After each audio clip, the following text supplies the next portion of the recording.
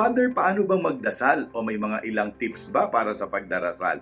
Siguro po yung isi-share ko sa inyo ay hindi ito yung ika nga yung lahat-lahat na pamamaraan. No? Yung iba po gustong magdasal na yung tahimik yung kapaligiran. Kaya nagsiset sila talaga na ang pagdarasal nila mga 4:30 ng umaga o alas 5 at doon humahanap ng lugar. Importante yung lugar talaga ika nga tinatawag nating conducive o naaayon sa pagdarasal kasi importante yung katahimikan, no, na hindi ka madidistract. Makapagsalita ka sa Panginoon at ikaw din ay makapanahimik at mapakinggan mo ang sagot ng ating Panginoon sa katahimikan. No, importante 'yon kasi minsan ang dasal natin puro tayo lang yung daldal ng daldal. So dapat pagkatapos nating magsalita tatahimik tayo at pipikit tayo, papakinggan natin ano naman ang sagot ng Panginoon sa mga dinadasal natin, no? Sa mga tinatanong natin sa Kanya, sa mga sinasambit natin sa ating Panginoon, no?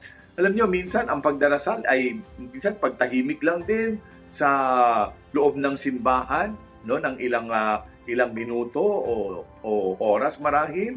Ay minsan ang pagdarasal ay ang isang kong parati kong ginagawa pag lalo na masidhi ang aking panalangin, na ako'y nagdarasal sa loob ng Adoration Chapel. Diyan nakaupo lang po ako sa loob ng Adoration Chapel.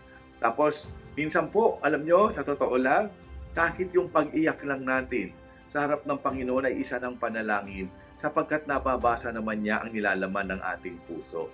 No?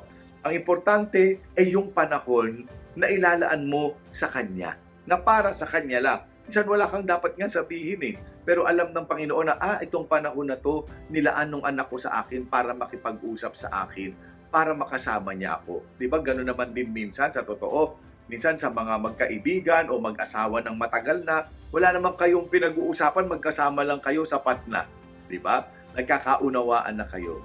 Ganon din po sa panalangin. Ito ay isang ugnayan.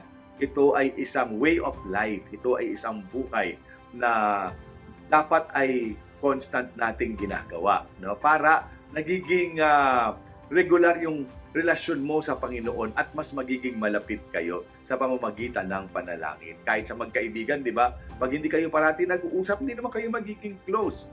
Ganon din sa Panginoon. Pag kayo ay parating nag-uusap, magsasalita ka, makikinig ka sa Kanya, doon din lalo kayong magiging malapit at magiging tunay ang iyong buhay panalangin.